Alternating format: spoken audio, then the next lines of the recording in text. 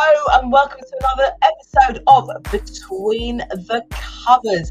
If you're watching for the first time, please do, or if you're watching at all, please do tap the screen, show us some love, let us know where you're watching from. If you're watching for the first time, who am I? My name is Daniela Blecker. I'm an author, book journey mentor, founder of a company called Conscious Dreams Publishing. We work with authors from all over the world to help them to get their powerful messages and stories out there in the form of books. We transform diverse writers into successful published authors. Behind the bookshelf are some of the 300 plus books we've published over the last 6 to 7 years. I'm absolutely passionate about providing a platform for unseen, unheard authors so they can have their voices heard and stories shared, so they can educate, entertain, empower, inspire for generations to come. So what is Between the Covers all about? What is this show? This show is about getting up close and personal between the covers and finding out what it actually takes to create a book. It's a platform where I introduce industry experts as well as authors so you can find out about that author journey. It's so easy to look at a book and think, wow, that was a fantastic book, but just not have an idea as to how that book was created, what that journey behind that book is. So if you have any comments, we've got Yasmin from Northwest London. Thank you so much for joining us. Again, if you find this of worth and value, how can you not? Please do share this out. So before I introduce my awesome and amazing guest, I'm very excited to introduce this lovely lady. I'm just going to do a little rundown of what's gone on in January. It's been a very busy month. I hope you've had an amazing month so far. I have been on tour with 9 Days of Piper Snow, my children's book. I went back to my roots last week in Hounslow. I've been to Croydon Waterstones. On the 17th of February, I'll be in Croydon Library again. I might bring the bird with me as well. Let's see. This Saturday, if you are an author, I'm going to be speaking at an event called Publish and Profit Authorpreneur, all about alongside other experts, all about talking about how you can build a business around your book. And the following week, I have my writer's retreat coming up, which I'm excited about. So now that's out the way, let me please introduce, I need to see some fire going up. I need to see some emojis. This lady deserves our maximum respect. In fact, so much so, I'm going to turn this music right off. Okay. So I'm excited to introduce the amazing, the legendary Angie Le Mar. Angie Le Mar is dubbed the Black British Queen, comedy queen, rightly so. She has been in the comedy industry for, thank you for the emojis, 30 plus years of experience, switching over to writing her own brand of children's books. But again, Angie, I've got to big you up even more because I remember in the 90s, if you weren't born in the 90s, you won't know, but I remember my mum waking me up, but I had a strict bedtime at 11 o'clock. And I was like, what have I done wrong? To say, quick, get up, there's black people on the telly. And it was the first time. I just remember, first of all, I thought I was so cool to be up at that time and like, wow, this is a privilege. It never happened again. But it was so inspiring to me watching the A-Force. She is also, I've got to just read out her achievements here, the first Black British woman comedian, successful comedian, the first Black British comedian to go to, Apollo, have success at Apollo Harlem. Also, the first Black British woman to sell out West End. She's appeared on shows like Loose Women. She's hosted her own popular show, Choice FM. Just amazing. She has now switched over though. She hung up her hat. She took the final bow not too long ago on stage and has now switched over to creating her own brand of children's books. She's set up straight to audience productions and published not just one book, 3 books. I've got one here at the moment, 3 books. So we're going to sit down and really find out about this. Hey, Faye. Hey, Yasmin. Hey, Lee. Please do, again, share this out of worth. This is of worth and value. So please do share this out. If you have any questions, this show is very interactive. I've got loads. but feel free to chip in and join in the discussion. I want to see some fire. I want to see some heart emojis. I want to see the hands. I want to see the every kind of emoji you can think of to introduce the awesome and amazing Angie Le Mar. Thank Hello. You very Hi, Danny. Wow, thank you very much. What a lovely introduction. Thank you. Thank you. No problem. I was going to read your bio in here because your bio is absolutely gorgeous. It doesn't just talk about you and your achievements and everything you've done. It really goes into you as a person, and that's what we're going to be doing in this interview. Looking forward to it. Thank you. Me too. Now that we're on, I really want to talk about your books. So we can't sort of delve into your books without sort of going into the story of Angie first and foremost, and just talking about your journey to comedy, and what it was like being the first successful Black woman in comedy to like really be that trailblazer. Well, for me, I mean, you don't really think of yourself as a trailblazer. You don't think of yourself as a pioneer. You just think of yourself as somebody who believes that they can go on the stage or go into a club or stand up in front of people and just tell jokes.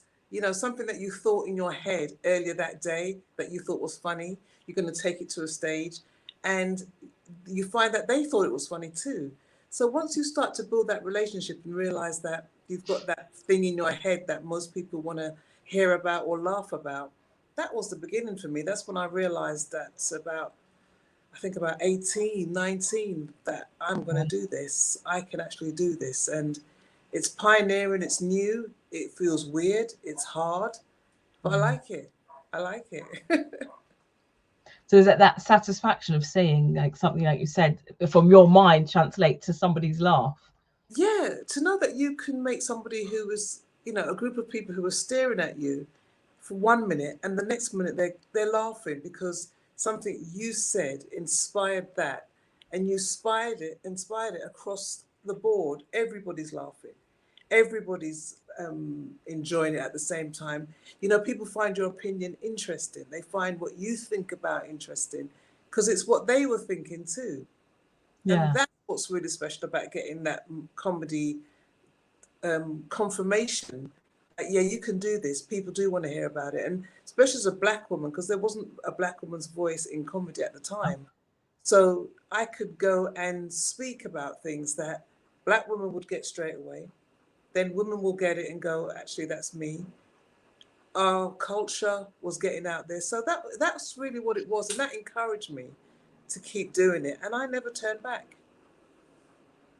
I think there's something really beautiful about that. It's like I'm getting this almost sense of like unity and connection. So no matter where we come from, yes, we can understand certain jokes, you know, when it comes to Black women, but then you're kind of inviting other people into that forum to be able to share that experience of laughter. And I always say that like laughter is the best medicine, I think, for everything, especially for unity of people. Absolutely. And when you do kind of recognize that you are laughing together, you're bonding together. Before you know it, you're going out together. The circuit is being built because we're all coming to this place to get this this medicine, this feeling of somebody who represents us, somebody who's going to talk about what we know instantly, our food, our hair, just everything about us. And that is a great feeling. That is a feeling that when people stop you and say, I was really having a bad day today, and I came out and I feel so much better. That's powerful. That's beautiful. And not everyone has that skill of being able to, you know, what you think might be funny in your head, but actually getting it across on stage. There's so much to it. Timing, you know, I don't know all the skills, but like, you know, it's amazing that you've been able to do that and do it so well. So we've got Kwame saying, Faye says, I love a good laugh. Kwame saying, go on, Angie. Lots of clapping. Lots of emojis. Thank you. Nice. So, I mean, you took your final bow. I think it was last year, wasn't it? Yes, saw that October. Something on stage. I was gutted. I wish I went to see. So you've taken the final bow to comedy, but you've switched over now to becoming a children's author. But how was it sort of taking that final bow, and what made you what made you kind of make that transition? Well, for me, it was what can I say? It's stand-up comedy that I'm taking the bow to. I'll be doing other things as well. But for me, doing stand-up, it takes a lot. It's a lot of work. It's a lot of time and a lot of movement. When you're doing stand-up, women tend to fall off the circuit quite early because travel is the biggest problem in stand-up. You Yeah. know, somebody calls you up and says, "Can you come to Hull this evening?" Do you know what I mean? Or can you come to, you know what I mean, across the world, or not a world, but in England, you've got to go to Yorkshire, you've got to go there, you've got to go there. And it's great, but you go there for 10 minutes and you get back. Luckily Yeah. enough, my husband is a driver. He loves driving. When I say he's a driver, he's somebody that just loves driving. I got lucky there because I could say to him, "We're going to Manchester. I've got to go to Manchester." And he goes, "Okay, well, it's going to take about 4 hours." And I'd be like, "Okay." And that was really what kept me on the circuit. But coming to an end was nearly 40 years of stand-up. It's nearly 40 years. Oh, And wow. I just felt like, I think I said it. I think I've enjoyed it. It's been great. And there's nothing worse than just not being able to say goodbye to an audience properly as opposed to fading away. I wanted Yeah. to say, "Come and see me, let's have another show." And I filmed it so you'll be able to catch it. So it's all going to Yes. it's all recorded so that people can see it. But I just wanted to kind of go, yeah, I've got lots of things to do. I'm moving around now, traveling now, and I really just wanted to say thank you. Thank you to an audience that has been with me for nearly 40 years. Must be That's that quite great. bittersweet, right? That's a huge deal. Oh, Oh, big quite time. emotional. Yeah, it was. It was emotional. It was when I got off the stage. When I was on the stage, I thought, "Oh no, can you never do this again?" Oh, and there was a part of me in the show where I felt, "Oh, this is a bit." And I thought, "Nah, I've had a good one. I've had a good run." Yeah. And it's great to end on a high as well, as opposed to, like you Absolutely. said, to fade out. Um, so one thing is I was going to resonate with, you're going to laugh, is I could completely understand what you mean about being on tour. I've been to 2 libraries and I'm done. So children's time. Yeah. I need a whole day to recuperate just going to Hounslow. Not even that far. Talking Yeah. about Hull and It's a Manchester. lot. It's a Yeah. lot. It's a lot because remember, you might be going to sorry about the noise, but you might be going to Birmingham on a Wednesday, and then Saturday you're going to Manchester, and then sometimes I would be doing like Leeds, Manchester, and Birmingham in one night. So we just come down from Manchester, go to Birmingham, and come into London, and so there was a lot of travel. And it's all right when you're young, you think, "Oh my God, they're putting us in a hotel! I can't believe it! They got towels." You know. Towels. Yeah. And then at the end of it, you're like, "These towels? Oh my God! I mean, the sheet. What's the count? I can't see the list." I get spoiled now. Yeah, you know what I mean. So it's tiring. And it's time, it sounds, and I'm really excited to crack into like your journey into being an author now. A couple of comments here. Jackie says the final bow was excellent. In fact, I think Jackie is your editor, correct?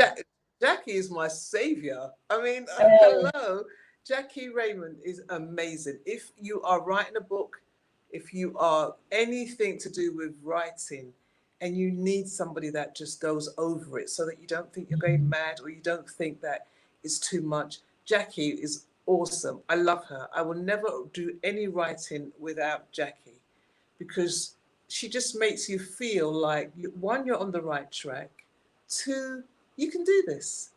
And mm, her feedback is so valuable. And just those things that you think you worry about, like editing and your grammar and stuff like that you can't guarantee that you can't be great at it all. You need yeah. somebody who's great at what they do to come into your work and make it greater. So Jackie is very special. Oh, Jackie, Salute how to you Jackie. how you recorded that, Jackie? That was a great testimonial. Great, and I echo that. Like that relationship with your as an author with your editor is so key. Like understanding your voice and your message, and Yeah. just reassuring, and just someone that you feel confident to be able to look at what you're doing and make it. You said, like you said, make it greater. Yes. Trust. You've got quite a few here. Let me get some questions in. I'll read this one. Yeshiva says, she's one of our authors as well. I love a good laugh, and children can crack you up. Little comedians without trying. Transition not is easily done. Okay, yeah, not easily done. Thank you so much, Angie. It was a pleasure and an honor, says Jackie. Oh, bless you, Jackie. Dee says, hello, Janine. There must have been haters on that journey. How did you keep going? Haters? Yeah. Yeah. We did a Cat Williams now. We're doing a Cat Williams. Let's do it. This is not a 2-hour show, Dee, but cool, we can do it briefly. I need 3 hours. Honestly, the journey is bittersweet. Let's not pretend. You know, in any industry that you go into, there's going to be people that like you and people that don't like you. And first of all, I don't really play to the people that don't like me. Yeah. You know what I mean? I thank them for thinking about me, but I move to where there is love, and there's a lot of treachery in entertainment, full stop. And there's always one person that can get in the room at a time. So at the beginning when I started, it was like, you know, you can do this, you can do that, you can do that, you can do that. And then you find that the people on the inside, because people think the gatekeepers are always from a racist point of view. It's not. Sometimes it's from an insecure point of view. It will be your very closest friend. It'll be your network that you think that you're networking in, and then you realize, oh, you shafted me. Wow, you did it. You're the one that said I'm difficult to work with, or you know, because those are the things that, you know, I've got an attitude, or I'm this, or whatever. And you know, I remember one time one promoter said, I don't like employing Angie because she's too uppity. Oh, I hate that word. I know. That was back then, and I remember thinking to myself, "What are you talking about? Just because I said to you, how much are you paying me? What's the fee? And then you're going to pay me before I go on, because the after payment is always when you dropped it, you can't find it. Oh my God, you've been robbed, and I'm supposed to stand there and go, oh, that's a shame. Give me my money because I'm already here. And when it comes to paying women, honestly, we really struggled, and so. There were a lot of stuff. There was a lot of negativity around it. There's a lot of hard work. There's a lot of disappointment. And there's a huge level of rejection that you face, and that you just sometimes think, why am I doing this? Why don't I get a 9 to 5? And then you go, because I can do this. I will do this. I will kick down this door. I will do what I have to do. And then when I get in, I don't care if no one likes me. I don't care. I don't care. You know what I mean? And I think that's the part about being stand-up. You're already by yourself, you know? Yeah. So you're used to the hardest side of entertainment is stand-up comedy. So you're already doing the hardest thing. So when you go into an environment where people don't like you, or there's racism, or there's whatever, you've got to find a thick skin to be able to sit down amongst the enemy and go, right, I know you don't like me, but I'm here. Yeah. What time am I going on? Yeah, what time am I going on? And I'm going to make them laugh and whatever. Yeah. And I'm also a fighter, so if you hit me, I'll hit you back. Right, so get that this isn't in person. Not that you don't want to hit me, but you know, I don't want to take my chance.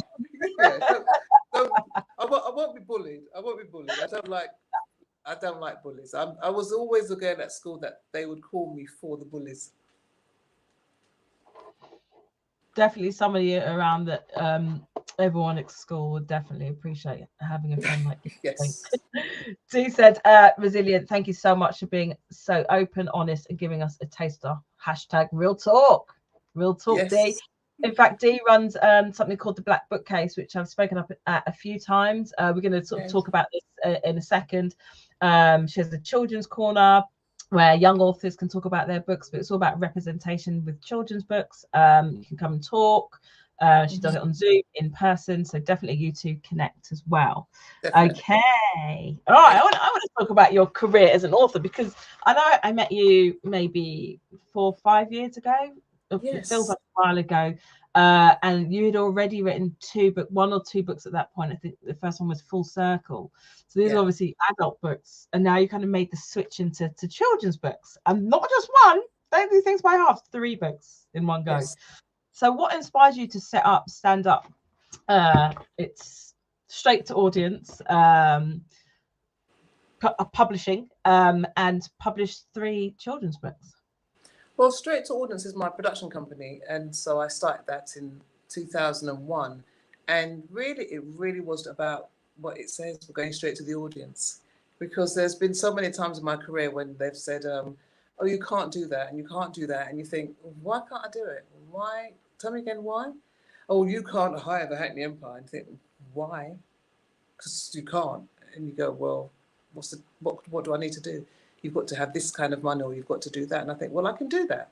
And so I was always doing things that I, when the odds were against it, like, you can't do this, you can't do that. And I thought, well, I need to go straight to my audience. And I've always felt that the audience was there, but we weren't getting to the audience. We were getting blocked. We were told that Middle England didn't like us, or we were told that there's not an audience for us.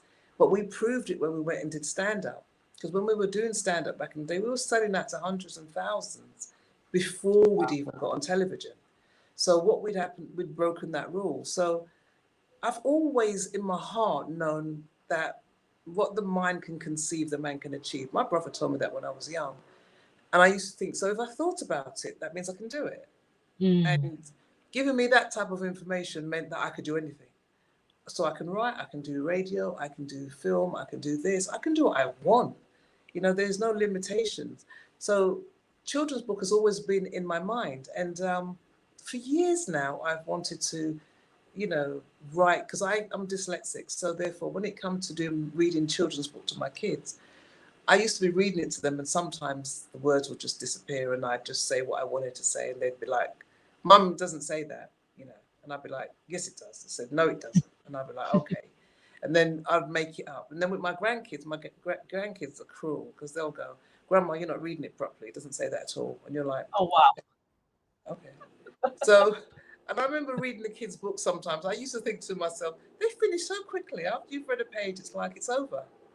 And I thought, well, it's time to start the ideas that I've had in my head, just get out and do it. Just put it together and do it. And I just, Audacity and Tenacity is a book that I've always wanted to write for. About that one. I just wanted to write for young girls in particular, to say, look, you can have the audacity to dream big, but you have to have the tenacity to make it happen. So you really have to really, really want it and keep doing it to get it. And I liken that to myself. So, people used to say, Angie Le Mar, she's got an audacity. One thing she's got an audacity to believe that she can do it. And then people would actually then say, well, but she will do it though. She'll do it. So it was at that time when I was in Jamaica looking after my mum, I just thought, now's the time. Now's the time to just get writing. And I do things in logical kind of order. I don't look at things I look at things by numbers. So if I've got to write a play, I need 120 pages. If I'm writing a film, I need 110 to 1 whatever. And I'll break it down in maths. So I can write a play in a week if I write 40 pages a day. And that's how I work. So I would do things like that. So when it comes to writing children's book, I thought, I can do this. But when I started writing, I overwrite. I can't help it. I just overwrite. And a lot of people. Yeah, and it was going on and on and on and on and on and on. Even to Jackie, I said to Jackie, do you like the long version or the short version? Because it just feels like it's too long. And she's like, go with the long version and just write it and feel it, because all the 3 books will be like that. And because I was worried about getting the age right and the children's, all those things were kind of like, oh, I don't know how to do it. Where do I pitch the age and that? So I thought, I'm just going to write it. And Audacity and Tenacity was about just saying, right, I want to just do this. And when I started writing Audacity and Tenacity, I had this relationship with this lizard last year. And it was just like you and Piper Snow. It was like, this lizard kept coming to my veranda every morning. And I knew it was the same lizard because the tail was really short. And I started like dropping crumbs on the floor. and it'd come and eat it. And then I put some jam down and it would eat it. And then Oh no, the jam, that's it now. It's and yeah. then every morning it was there. I was like, oh my God, this is really real. And then it'd come into my room. And then one day it went into the curtain and slept. And then went out and came back. And it would come back every night. I'd be taking pictures of it, videoing it, so people would not be thinking, yeah, and whatever. You've been in Jamaica too long. You're having relationships with lizards. So then I thought, I must write this story about this lizard and this little girl. I called her True after my daughter. And it just felt like I got carried away. And then I started to write about I love reading. Because as a little girl, I used to love reading, but I couldn't read aloud because I didn't know I was dyslexic and I didn't realize that that was my issue. And so I wanted to bring that story into a kid's book so that little children can go, oh, that's me. The words move for me. The words disappear for me. And so then I started writing these books. And then I started to go, well, I've got to publish them now, innit? So somebody told me about Fiverr, and I went onto Fiverr, and I was drawing the characters and telling them what I wanted. So somebody would start one because like most books, it says written by Angie, illustrated by one person. I probably have to put about 20 people there. You went through them all, right? I know that. I was like, I don't know what you've done to her head. That's not my granddaughter. I've given you the picture. I've drawn it like this. This is how I want it. And then I was like, you know what? Let me draw it myself and scribble it out and give it to you. So that was my relationship with Fiverr. So once I got them all back, I then started the editing process, and that was it. It was. I'll do one at a time. That much I do know. I'm sure Jackie would agree.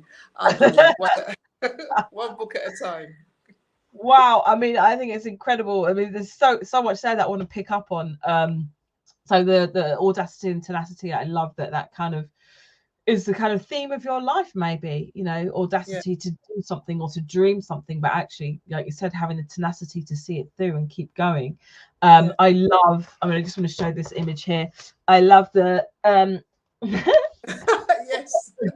I love the story of the lizard, Prue and George the lizard, because again, I can relate to that with the old Piper Snow here.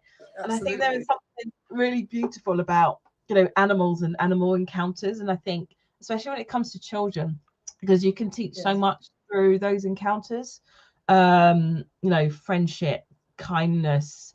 In here, you talk about the grandmother's husband who passed away. Yeah, so that was my dad. That's why I named the lizard George after my dad. Yeah.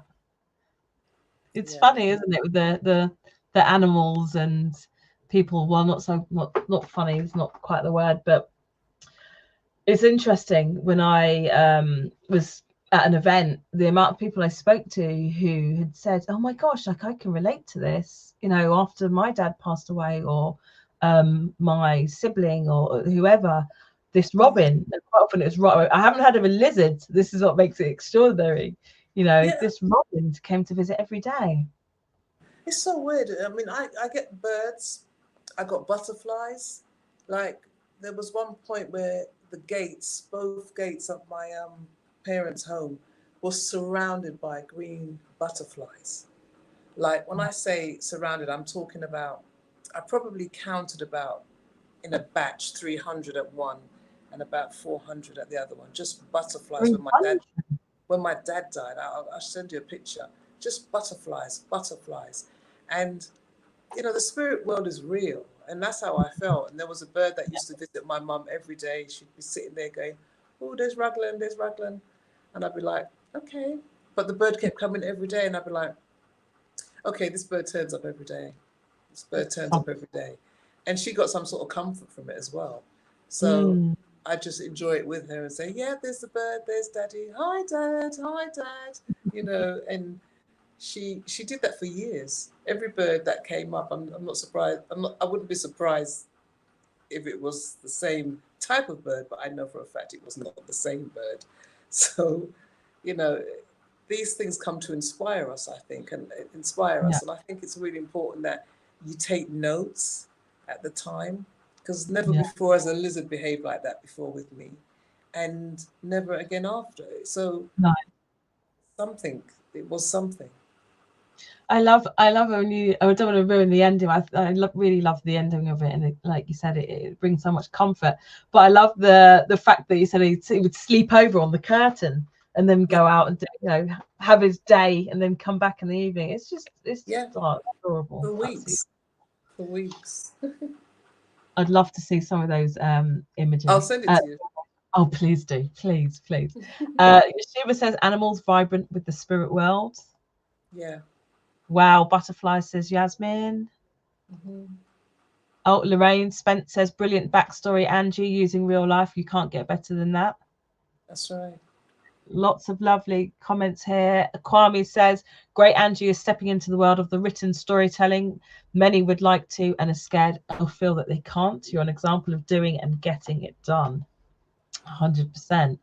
Yeah. To pick up on that, just linking that to something you said about being a comedian, you spoke about this idea of like you love, seeing people laugh, having thought of something and then seeing how it translates to other people and making them laugh or seeing them evoking some kind of feeling. Would you say Yeah. it's the same kind of feeling when you write a book and then you see how somebody's enjoyed that book? Yeah. And the feedback that you get when someone says, I read your book and it really touched my life. When I wrote Full Circle, that's sort of like an autobiography, and people were just like, thank you so much, this is what I needed. And so when it comes to thinking about who will read this, I don't look at things in big numbers, I look at things in completion. So I finished the book. It's so important to finish it. My dad always used to say, whatever you start, finish. So I Finished. was scared to start something because I know I have to finish it. And So that's same. probably why I got caught out with the 3 books, because I started 3 and I thought, when I've got to finish it. So, so I complete. hope you treated yourself afterwards because that's a big feat.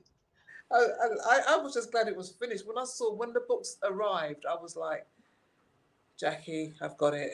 It's done. It is done, and it just felt like it's a wonderful feeling, especially writing as a dyslexic person, Mm. because writing felt like it was this intelligent thing that people over there did, you know, and they had a typewriter and they could write words for hours and hours and hours, and they went to Typewriter. university. They went to university and they did all those things. That's why they can write. Yeah.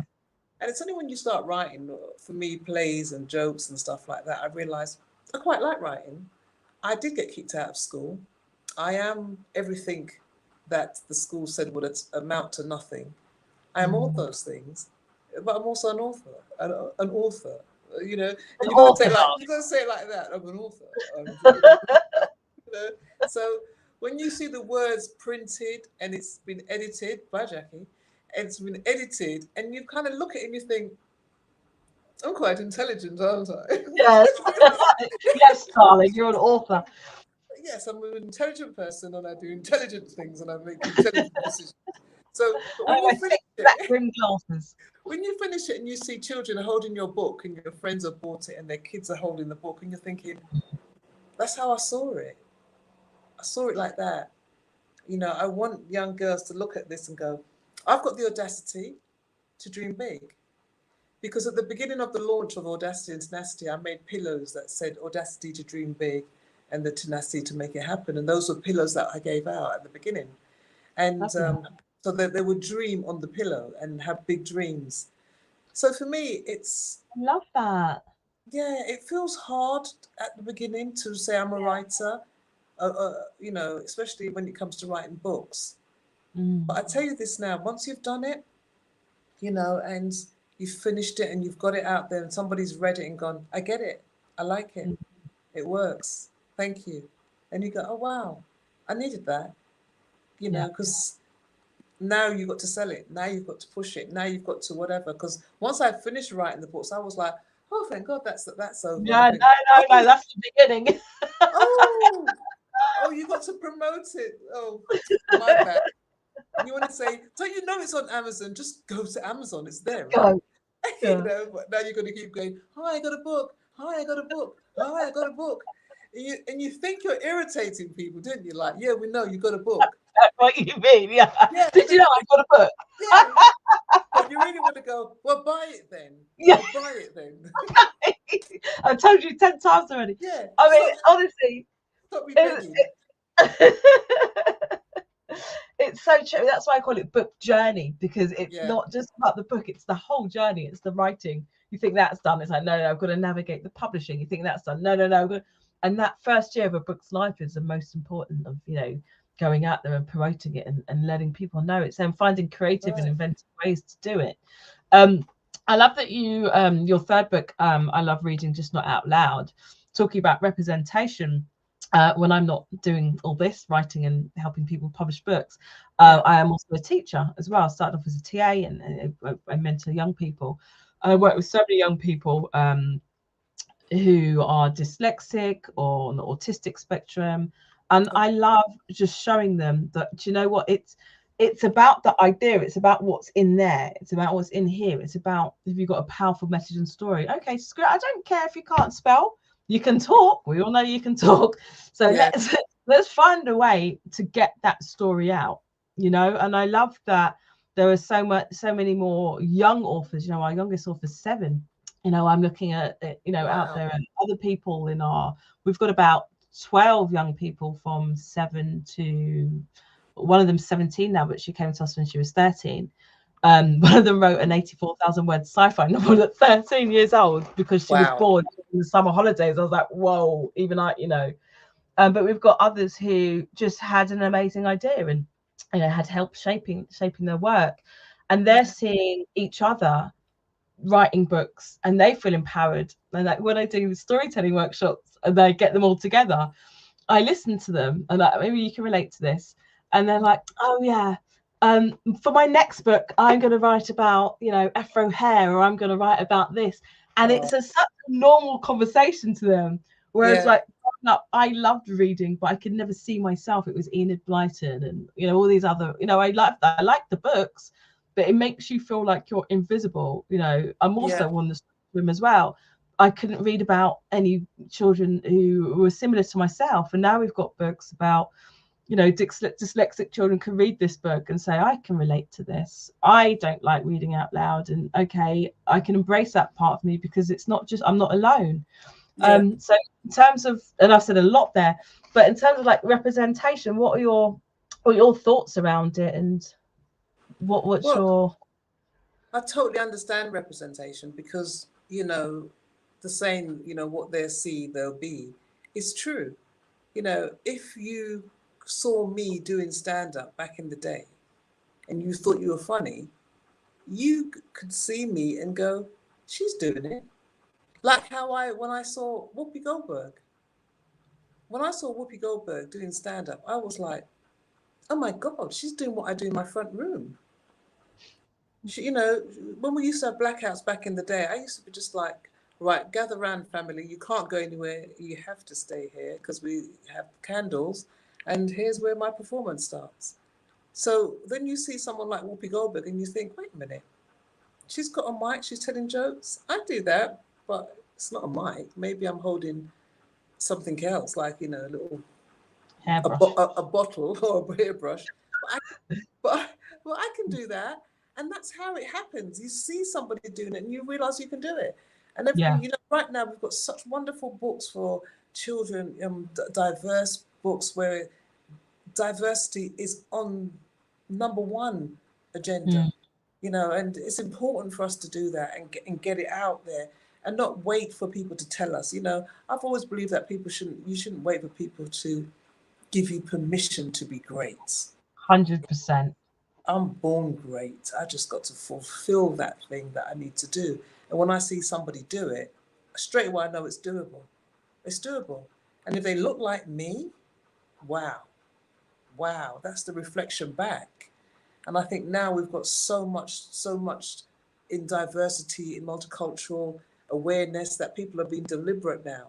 Because you get called out now. If you don't have one hair, then everybody gets like, whoa, what's going on?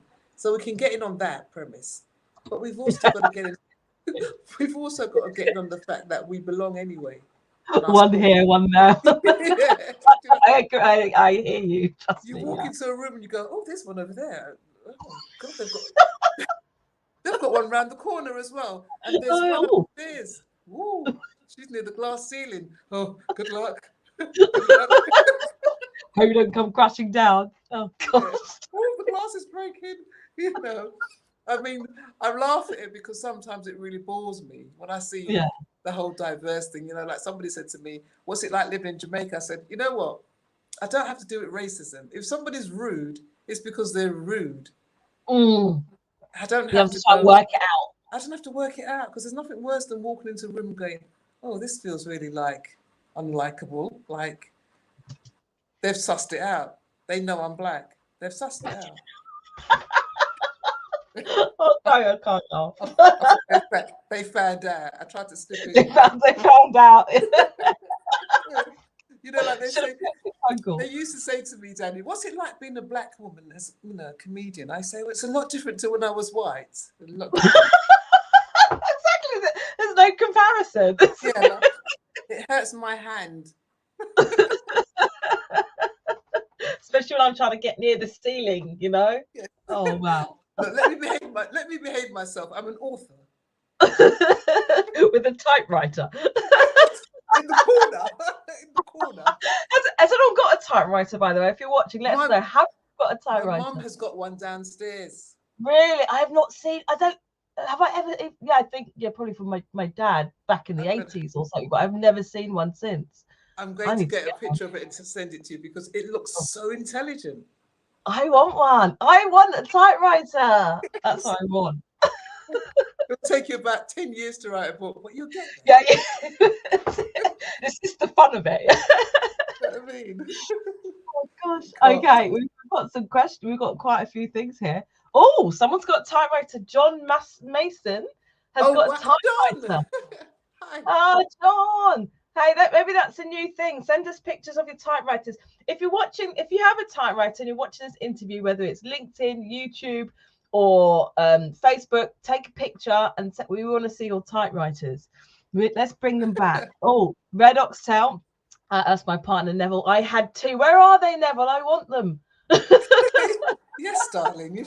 Bring that to the relationship. Come on. Maybe we can get Piper typing a book as well. I think that would be great. Okay. That would be weird. Daniela, it's yours if you want it. Oh, thank you, John. Oh, am I going to have lots of typewriters coming through now? I got the first time word processor. Oh wow, Beverly, we're going back to the 80s as well, there, aren't we? Showing our age now. Stop it. Yeah. Lorraine says absolutely, Jackie. Oh, Neville says they break. Oh yeah, I remember my mum having to wheel the carbon in and try to make it work, and yeah, I was quite pleased to see it in the garage. So pleased to see the back of the typewriter. Shiva says, love the laughter, smiling with you. Oh, awesome. We've got, oh my gosh, it's 8 o'clock. We're supposed to be over on Instagram now, darling. But I'm really enjoying this interview. So does anyone else have any questions? I'm scrolling through here. Yasmin says, yes, tokens everywhere. Oh. Neville says, Red Oxtail says, from the little I saw of Whoopi on Stand Up, she was funny. Brilliant. Whoopi's one woman show off Broadway, I think it was in the 80s. That was amazing. If you can get a copy of that, groundbreaking. What's it called, sorry? Whoopi on Broadway, off Broadway. Right, Neville, that's what we're doing tonight. Right. What your typewriters, my lovely? With the typewriter. We'll do a review on our typewriter.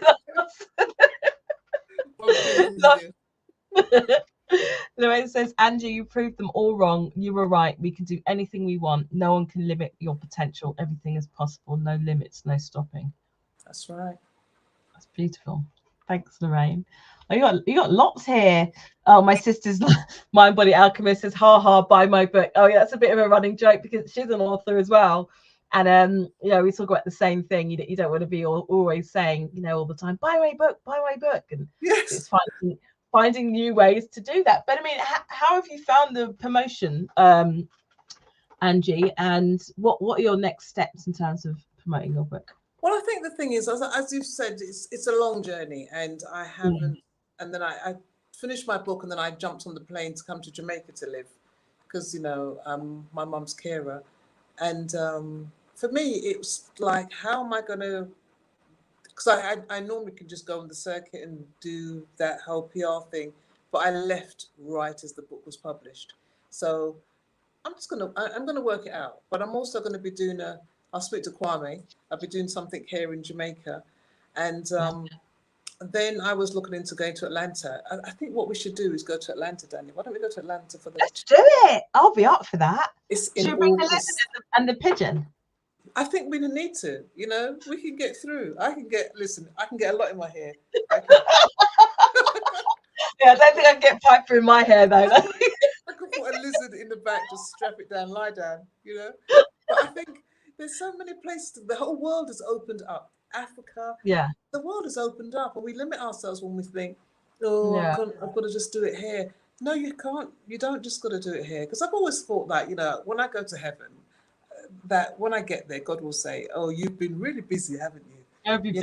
You didn't just go to Peckham and Camberwell. You went to the world," and I like that. That's what I want. You know what I mean? So I don't mind getting on a plane and going, they're having a book festival. Why don't we go? You book a hotel, you get on the plane and you go. You make it happen. And you don't know who you're going to meet, but you're going to meet somebody. You know what I mean? And I think that's what's important for me, is that I'm going to work it out. First of all, I wanted to get it finished. Then I got it published. And then it's on Amazon. I had it on my website. Now I'm going to start the pushing when I, keep tweeting, keep Facebook and keep whatever. But also there's new audiences. There's getting it into schools. There's getting it to where young children are in the world. There's quite a few children out there. I know. And so, what I love about you? Go on. And so we go for it. Go for it. So what I love about you is not just like your audacity and tenacity is tenacity is that you're like when you speak, there's a sense of like limitless possibilities, and I think you're right. We do limit ourselves, and I think about that as well when I pass over. It's strange to think about it, but I do. What do I want to be able to say that I've done? I don't want to I don't want to be. I've just been in South London or London itself. There's so many other places an audience to find as well. That's right, because the thing is, coming to Jamaica and people go, "How do you live in Jamaica?" Mate, I wake up to sunshine every morning. I've got 9 dogs, 1 cat, and 9 dogs. 9 dogs in the house. No, outside. Oh, we don't keep dog in the house. I'm scared of dogs anyway, but okay, good.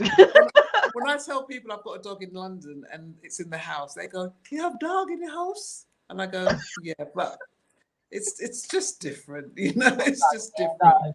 But the dogs that here, I love dogs. They're so loyal, and I just enjoy that. And I can be here, I can work here. I can come back to England. I can come back and do stuff.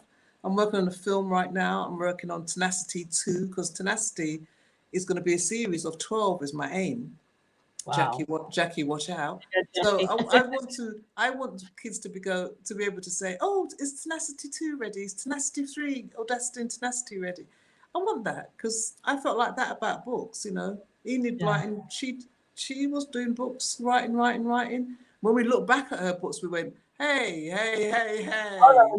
What was that all about? Let's reel that one back in. So really, that's really what it's about. It's about just doing it, going to the world, having fun, living, and not being a slave to a mindset that says you can only do one thing in life. We were taught that, jack of all trade, master of none, which is a complete lie. You can master it all. And if you're not good at it, stop. do something else. Try something else, because I like trying things out, and I like if I fail, I fail, but at least I tried. Exactly. Just taking that first step. Yeah. I think you'd be an amazing inspirational speaker. Well, I do go on the circuit and speak a lot. Sometimes I put them in little trousers. Little trousers. I put my trousers in my suit and I go, you two can fly. You can fly. So I love it. I do like it as well because, you know, it's nice to be able to say to somebody, I didn't believe I could do something and I did it and it's done. Yeah.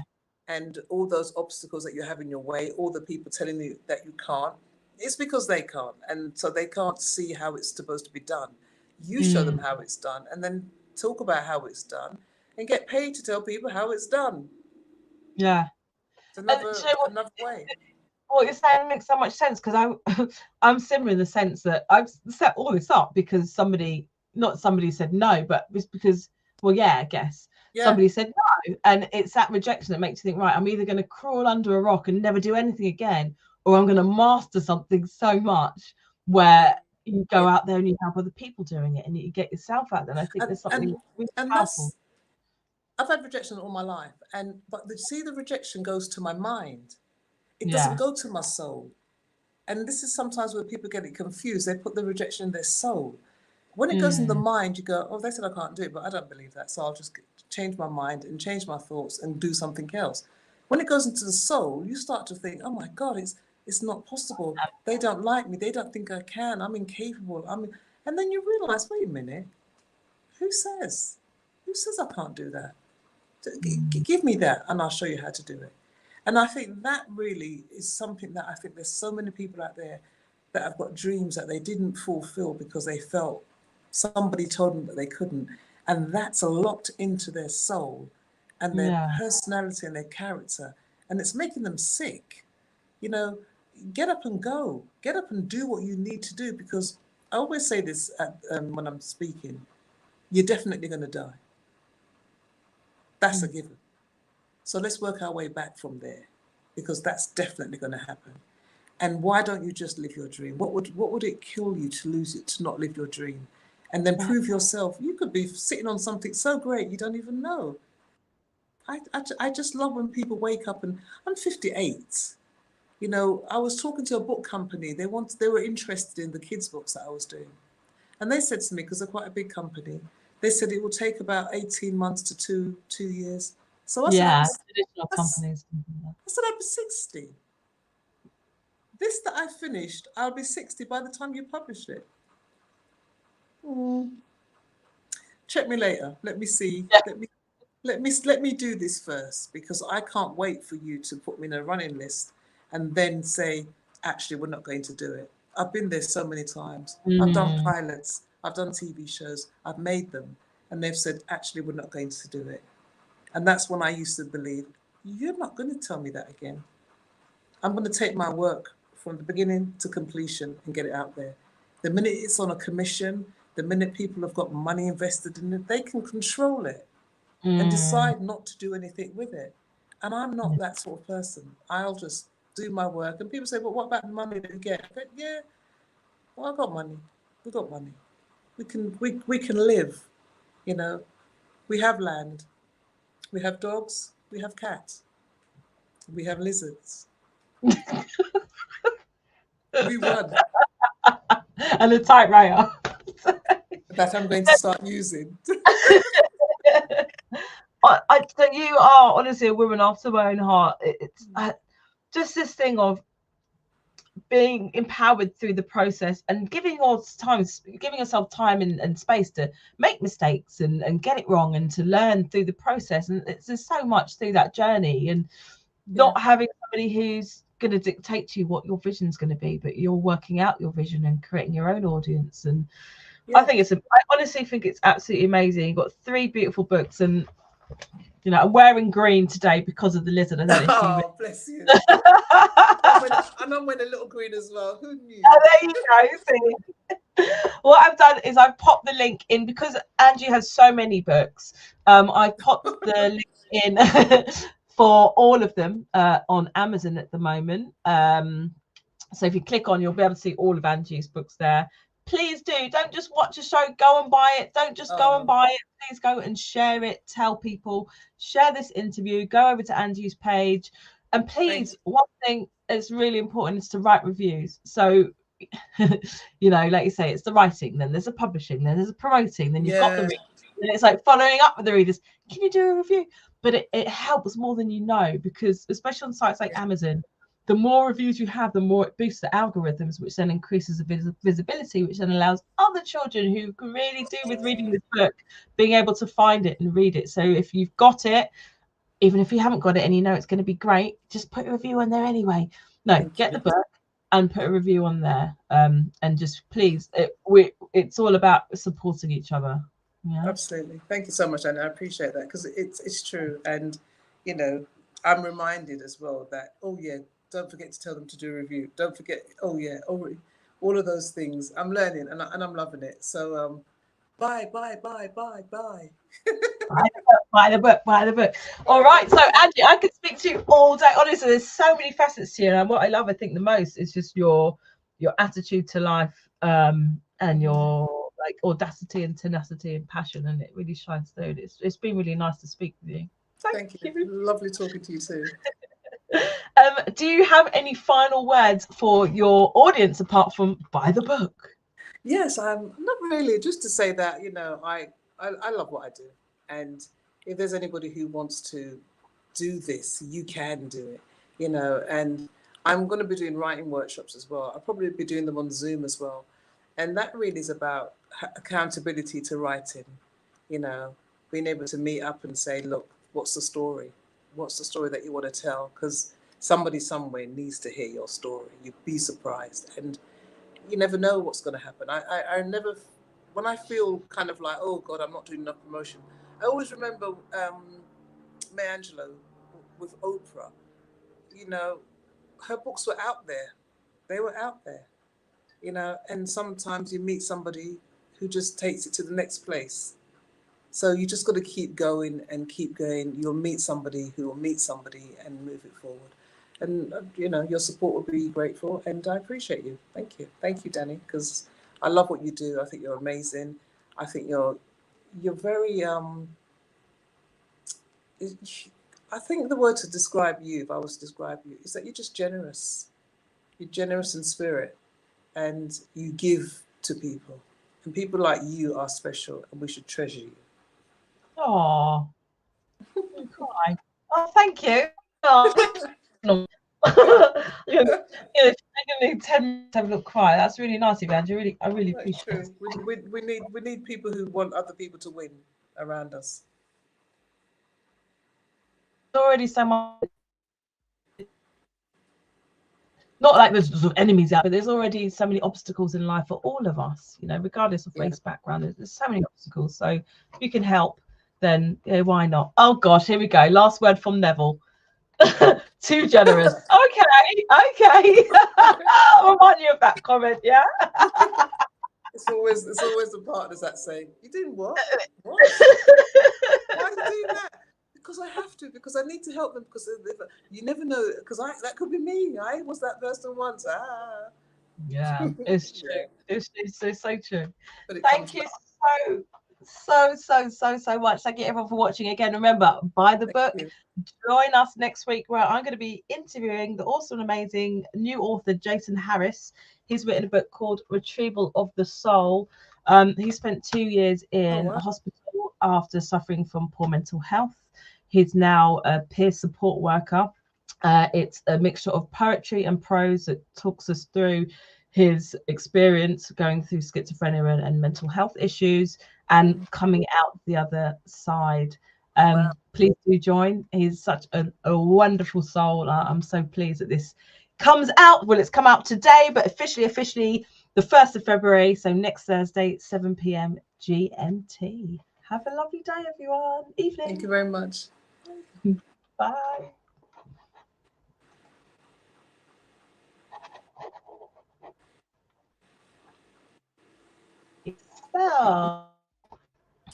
Hasn't ended yet. So we're still here, everyone. Hello.